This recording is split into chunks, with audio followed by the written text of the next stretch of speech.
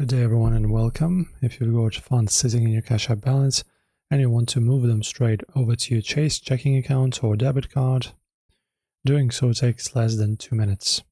Whether you want a fee-free standard transfer or an instant, I'm going to show you step by step.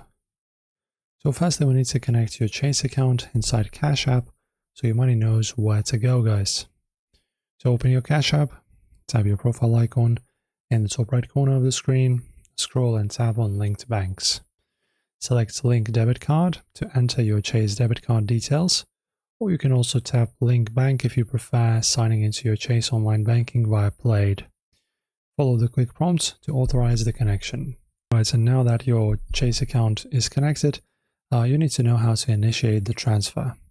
So tap the Money tab at the bottom, the icon showing your current cash balance. Tap the green Cash Out button. Use the slider or type in the exact dollar amount you want to send to Chase, and then tap Cash Out.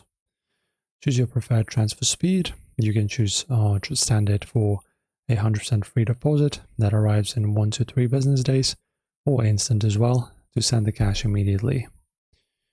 Also keep the timing and fee differences in mind.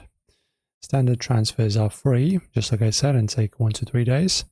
And if you opt in for the instant transfer, that's going to cost you 0.5 to 175% fee, and the funds hit your Chase debit card in minutes. Then just authorize with your PIN or Face ID, and you're all set. Enjoy, guys. If this was helpful, subscribe as always.